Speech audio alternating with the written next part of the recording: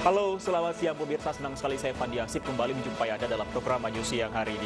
Selain 3 informasi utama tadi, kami juga telah menyiapkan beragam informasi menarik lainnya untuk Anda. Ada rekan saya Lovia Nadian dengan informasi pertama. Lovia, ada informasi apa lagi siang hari ini? Terima kasih Fandi. Ya pemirsa, selain peristiwa banjir, pohon tumbang, bahkan tanah ambles akibat cuaca buruk yang menerjang beberapa wilayah tanah air. Hari ini Anju Siang juga akan hadirkan informasi mengenai program vaksinasi yang terus digalakkan pemerintah. Kini giliran tenaga medis berusia lanjut yang divaksinasi. Amankah lansia divaksin? Semuanya kami rangkum dalam Anju Siang selengkapnya.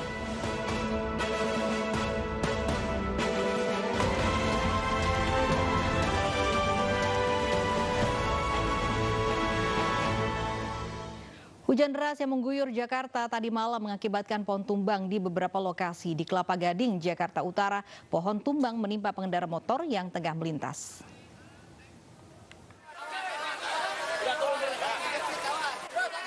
Menggunakan sebuah forklift, tim gabungan mengevakuasi salah seorang pengendara motor yang terjepit di bawah pohon yang tumbang di Jalan Pegangsaan 2 Kelapa Gading, Jakarta Utara malam tadi. Setelah 30 menit, korban akhirnya berhasil diselamatkan. Begitu juga dengan rekan korban yang telah dievakuasi terlebih dahulu ke rumah sakit. Namun motor korban rusak parah. Satu motor boncengan kayaknya. Cuman yang satu masih tolong gitu. Cuman saya mau nyamperin kan takut kena strum kan. Karena masih ada strumnya makanya udah agak mendingan ditarik. Terus yang satu kan susah. Pohon. Jalan di sekitar pohon tumbang sempat ditutup selama petugas Sudin Kehutanan Jakarta Utara memotong pohon yang melintang. Di Jakarta Barat, 2 pohon angsana setinggi 10 meter juga tumbang akibat angin kencang saat hujan deras. 4 petugas pemadam berupaya memotong pohon dengan gergaji mesin. Pemotongan pohon dikerjakan secara hati-hati karena pohon tersangkut kabel listrik. Arus lalu lintas di Jalan Ring Road Kamal mengalami kemacetan panjang saat proses evakuasi. Dari Jakarta, Fendra Kurniawan dan Miftahul Gani, iNews melaporkan. Sementara itu, lahar dingin Gunung Semeru menyapu dan menghanyutkan kendaraan roda 4 di Dusun Sumbersari, Pronojiwo, Lumajang, Jawa Timur. Detik-detik peristiwa ini terekam oleh kamera warga dan viral di media sosial. Inilah detik-detik saat aliran lahar dingin Gunung Semeru menyapu dan menghanyutkan sebuah kendaraan roda 4 yang terparkir dekat dengan aliran sungai. Dahsyatnya aliran lahar dingin mengakibatkan aliran sungai dalam sekejap meluap dan menghanyutkan apapun yang dilaluinya. Beruntung tidak ada korban jiwa dalam peristiwa ini karena pengemudi kendaraan sedang tidak berada dalam kendaraan saat gulungan aliran lahar dingin menerpa. Meski demikian, petugas BPBD setempat mengimbau warga meningkatkan kewaspadaan dan membatasi aktivitas di dekat sungai yang menjadi aliran lahar dingin Semeru.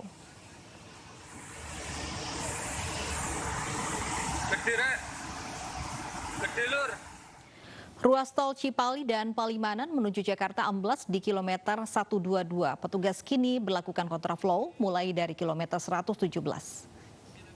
Inilah ruas tol Cipali di kilometer 122 di Kecamatan Cibogo, Subang yang amblas pada Selasa dini hari tadi. Ruas jalan tol Cipali dan Palimanan menuju Jakarta amblas sedalam 2 meter dengan panjang 30 meter. Pengelola tol Cipali kini memberlakukan sistem kontraflow bagi pengendara. Kontraflow mulai diberlakukan dari kilometer 117 hingga 126. Dipaksa untuk putar balik.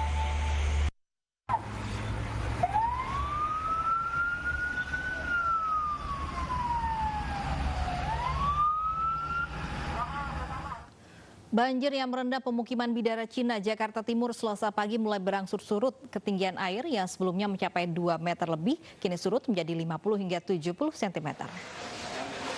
Banjir di pemukiman warga di Bidara Cina, Jatinegara, Jakarta Timur Selasa pagi mulai berangsur surut. Ketinggian air saat ini menjadi 50 hingga 70 cm. Banjir ini surut secara perlahan pada waktu subuh tadi. Meski demikian warga belum bisa membersihkan rumahnya dan aktivitas warga masih terganggu lantaran air masih menggenang.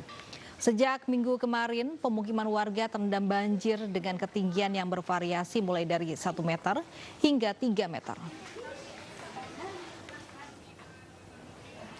Hal serupa juga terjadi di Kelurahan Rawajati, Jakarta Selatan. Banjir yang menggenangi pemukiman warga di RW 7, Kelurahan Rawajati ini juga mulai surut. Ketinggian air saat ini hanya berada di kisaran 10 hingga 50 cm. Sebelumnya wilayah ini terendam banjir setinggi 1,5 hingga 2 meter akibat luapan Sungai Ciliwung. Hampir seluruh RT di RW 7 Kelurahan Rawajati terendam banjir, namun sebagian besar warga memilih untuk bertahan di lantai 2 rumah mereka.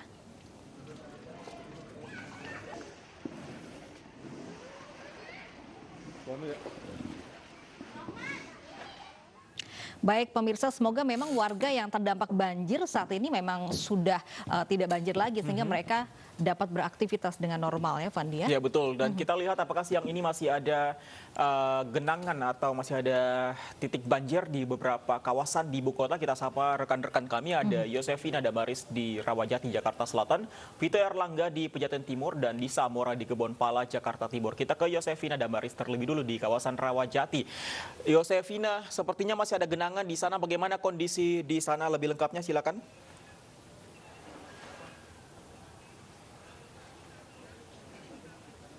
Juga Lofi, benar, memang banjir masih menggenangi kawasan ini. Lokasinya tepat ada di RW 07 Kelurahan Rawasari, Jakarta Selatan. Tapi tadi diinformasikan bahwa banjir di kawasan ini sudah mulai surut. Ketinggiannya tadi disebutkan sekitar 10 cm hingga 50 cm. Itu untuk lokasi yang paling dekat dengan Sungai Ciliwung yang posisinya ada di dalam, di bagian belakang. Untuk proses evakuasi sudah tidak lagi dilakukan hari ini, sehingga aktivitas yang terlihat dari tadi pagi hingga saat ini adalah warga yang tengah membersihkan rumah mereka ataupun tempat tinggal mereka dari sisa banjir dan juga lumpur, tadi dibantu oleh petugas PPSU Kelurahan Rawajati. Banjir menggenangi kawasan ini sejak Minggu siang kemarin dikarenakan curah hujan yang tinggi di kawasan Bogor menyebabkan bendung Katulampa siaga 3 dan nampaknya hingga ke wilayah ini. Bahkan kemarin ini ketinggian banjir di kisaran 1,5 meter hingga 2 meter. Untuk proses evakuasi dan juga distribusi makanan mau tidak mau harus dilakukan dengan bantuan perahu karet.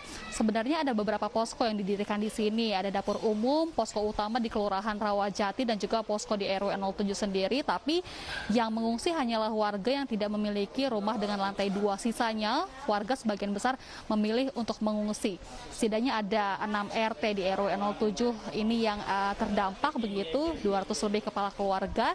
Dan untuk kondisi cuaca di sini, Fandi dan juga Lofi, memang sempat mendung, tadi gerimis beberapa kali, tapi memang tadi disebutkan bahwa sederas apapun intensitas hujan yang terjadi di wilayah Jakarta memang tidak akan berpengaruh ataupun tidak akan menyebabkan banjir di kawasan ini. Yang dikhawatirkan adalah hujan dengan intensitas tinggi di kawasan Bogor ini yang membuat ataupun yang dikhawatirkan bagi warga yang ada di sini.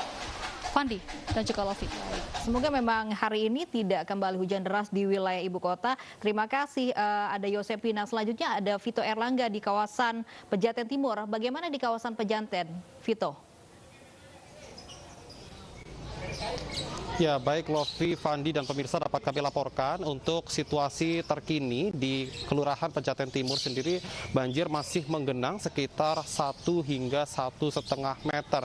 Dan saat ini untuk aktivitas warga sendiri, mayoritas mereka warga yang rumahnya sudah tidak terendam banjir, saat ini tengah melakukan pembersihan dari lumpur sisa banjir. Proses pembersihan sendiri dibantu oleh petugas PPSU dan petugas pemadam kebakaran Kelurahan Pejaten Timur, yang mana dapat kami informasikan bahwa memang dari total 7 rukun warga yang terdampak akibat banjir, saat ini hanya 4 rukun warga saja yang masih terendam banjir akibat luapan Kali Ciliwung, yaitu RW 5, RW 6, RW 7, dan RW 8, tempat di mana saat ini saya melaporkan. Dan memang berdasarkan keterangan dari pihak kelurahan sendiri, memang RW 8 ini memang yang cukup paling terdampak dari luapan Kali Ciliwung. Dan saat ini total data terakhir sejak berdasarkan data terakhir yang kami terima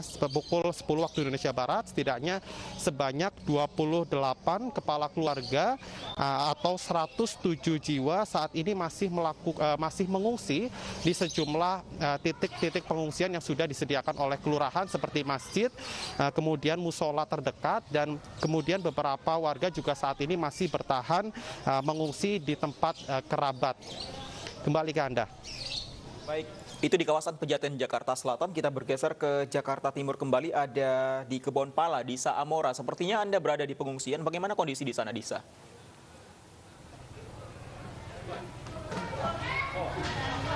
Ya baik Fandi dan Lovi, saya berada di salah satu pengungsian yang sudah disediakan, yakni di SD Kampung Melayu 0102, dan di sini terdapat sekitar 283 jiwa yang mengungsi, kemudian disediakan sekitar 8 ruangan untuk tempat tidur. Kemudian beberapa bantuan yang sudah disalurkan menurut para pengungsi, diantaranya seperti matras, kemudian juga makanan 2 kali sehari, serta juga masker dan hand sanitizer. Tapi tentu ini yang juga menjadi perhatian Fandi dan Lovi, yang masih sangat disayangkan adalah tidak sedikit yang masih tidak mematuhi protokol kesehatan, yakni dengan tidak memakai masker, bahkan juga masih banyak yang berkerumun. Menurut petugas, mereka sudah berupaya untuk terus mengingatkan kepada para pengungsi untuk selalu mematuhi protokol kesehatan walaupun berada di tempat pengungsian. Selain itu, Fandi dan Lovi, kami tadi juga sudah menilik ke lokasi banjir. Memang masih ada yang banjir, yakni di sekitar RW 04, RW 05. Ketinggian banjir di sana dari 30 cm hingga 150 cm. Dan juga warga masih banyak yang nekat untuk berenang dengan bantuan tali yang terpasang, mengambil barang-barang mereka yang bisa diselamatkan. Memang tidak semua juga mengungsi, masih banyak juga yang memilih bertahan di lantai 2 rumah mereka, dikarenakan mereka merasa lebih nyaman dan juga lebih aman karena adanya pandemi COVID-19. Sementara di dataran yang berada di dataran tinggi, tadi kami juga sudah menyusuri, sudah banyak rumah yang banjirnya ini sudah surut, dan mereka saat ini aktivitasnya tentu tengah membersihkan rumah mereka. Dan di Kampung Melayu ini, Fandi dan Lovi, terdapat sekitar 917 kepala keluarga alias 2.850 jiwa yang terdampak banjir, dan hanya sekitar 202 kepala keluarga saja yang memilih mengungsi. Di antaranya ada 5 tempat pengungsian yang disediakan, di antaranya yakni di masjid dan juga di sekolah. Dan tentu ini juga menjadi perhatian dan harapan kita bersama agar banjir di kawasan DKI Jakarta ini cepat surut, dan tentunya diharapkan baik dari pemerintah dan juga warga untuk bekerja sama menanggulangi bencana banjir ini. Demikian Lovi dan Fandi, kami kembalikan kepada Anda. Baik. Terima kasih Disa Amora dari kawasan Kebonpala. Sebelumnya ada Vito Erlangga di Pejaten dan juga ada Yosepina di Rawajati. Tetap jaga kesehatan dan berhati-hati di kawasan banjir, rekan-rekan. Terima kasih. Pemirsa, puluhan ribu rumah di 21 kecamatan di Kabupaten Subang, Jawa Barat masih terendam banjir. Akibat banjir dan longsor, 38.000 jiwa dilaporkan mengungsi. Hampir 20.000 rumah di Subang, Jawa Barat hingga pagi tadi masih terendam banjir. Banjir semakin meluas dan merendam 21 kecamatan di Kabupaten Subang. Ketinggian banjir bervariasi hingga lebih dari 2 meter. Akibat banjir dan longsor, 38.000 jiwa dilaporkan mengungsi. Para pengungsi membutuhkan bantuan makanan, pakaian, selimut, dan perlengkapan bayi.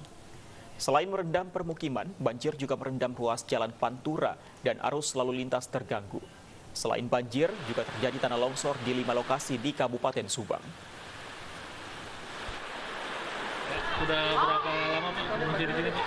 Dua hari di sini. Rumah sampai berapa meter? Rumah udah sampai ini, sampai atap. Rumah itu udah sampai atap. Pukul 5 pagi, data yang terhimpun 21 kecamatan di Subang terdampak bencana banjir dan longsor. Yang paling agak rawan untuk banjir itu di daerah Pamanukan dan Subang. Sekarang kita sedang berada di Pamanukan. Jumlah pengungsi untuk kalau se-Subang seluruhnya 21 kecamatan itu 38.000 sekian jiwa. Lalu bagaimana kondisi terkini dan proses evakuasi terkait banjir dan longsor di Subang? Kita bergabung dengan Pak Cucu Suherman, petugas Damkar Subang. Selamat siang Pak Cucu Suherman. Pak Cucu, bagaimana kondisi warga di sana? Selain yang mengungsi, apakah ada korban jiwa dari terutama longsor maupun banjir, Pak Cucu? Kalau untuk longsor, mungkin itu wilayah selatan. Kalau untuk banjir, kami dapat info dari semalam yang mengungsi di Masjid Al-Hadad itu tepatnya yang ketinggiannya minimal 2 meter itu ada yang meninggal. Perempuan, seorang meninggalnya karena longsor atau banjir? Banjir, Bu. Soalnya di tempat pengungsian, di masjid. Baik, bagaimana siang ini kondisi di sana? Apakah banjir juga masih tinggi di sana? Untuk kondisi untuk saat ini banjir masih tetap seperti kemarin, masih tetap dalam ketinggian yang sama. Dan sekarang kami dari tim pemadam kebakaran dan yang lainnya lagi berusaha mengevakuasi, masih banyak yang dievakuasi. Belum dievakuasi karena kondisinya karena kendalanya apa, Pak Cucu? Evakuasi berjalan, Pak. Kendalanya untuk dari awal itu airnya yang sangat deras. Tapi kita berusaha semaksimal mungkin tim gabungan untuk mengevakuasi warga-warga yang minimalnya di rumah 1 tingkat. Ini titik-titik yang terdampak banjir, Pak, ini di mana saja? Apakah memang cukup meluas di wilayah Subang ini? Untuk titik banyak, Bu, nggak bisa disebutkan. Sepamanukan sampai Ciasem itu udah terendam banjir. Termasuk Oke. Termasuk jalur Pantura ya, Pak. Bagaimana kondisi lalu lintas? Apakah tidak bisa dilalui sama sekali? Untuk jalur Pantura saat ini masih ditutup, Pak. Hanya darurat yang bisa masuk. Terkait posko pengungsian di sana, apakah memadai untuk warga yang sudah dievakuasi, Pak? Untuk tempat pengungsian ya udah maksimal, Bu. Udah maksimal. Memadai, sangat memadai. Oke, Pak Cucu, tadi korban yang meninggal itu meninggalnya di pengungsian atau meninggal ketika terjebak banjir di rumahnya, Pak Cucu? Yang tadi malam informasi di tempat pengungsian di Masjid Al-Hadad. Terus yang tadi pagi keterima itu di tempat terisolir banjir yang tidak mau diepak, informasi sementara. Tapi kita belum yakin karena itu dari kabar. Jadi terjebak banjir begitu di rumahnya? Ya, terjebak banjir dalam kondisi sakit. Oke, kalau yang di pengungsian apakah dalam kondisi sakit juga, Pak Cucu? Iya, sama sakit. Kemudian tidak bisa dibawa ke sini, airnya sangat deras, Bu. Pak Cucu, ini apa yang paling dibutuhkan para pengungsi di sana saat ini? Mungkin bantuan logistik sama pakaian, Bu. Bagaimana dengan petugas medis, Pak? Seperti Anda bilang tadi bahwa yang sakit ini akhirnya meninggal di pengungsian. Apakah tidak ada memang bantuan medis di sana? Paling tidak tenaga kesehatan yang siaga di lokasi pengungsian? Ya, untuk bantuan medis emang banyak, Pak. Cuman untuk masuk ke tempatnya itu nggak bisa. Airnya karena yang derasnya itu sangat deras. Meskipun menggunakan perahu karet tidak bisa diakses juga? Iya, lumayan cukup tinggi derasnya. Kalau dilihat dari gambar ini wilayah Subang ini termasuk cukup tinggi, Pak Cucu, banjirnya. Kemudian apakah memang warga masih ada yang tidak mau dievakuasi, masih bertahan di rumahnya? Ada sebagian yang 2 lantai itu, Bu. Tapi untuk sekarang minta dievakuasi karena kekurangan makanan dan air. Oke, Pak Cucu, kalau tadi Anda bilang bahwa sangat banyak titik banjir di kawasan Subang, yang paling parah di mana sebenarnya, Pak? Yang paling parah ya ini Pamanukan, Pak. Pamanukan. Belum ada tanda-tanda akan surut? Tadi waktu pagi kita kontrol masih tetap, Pak.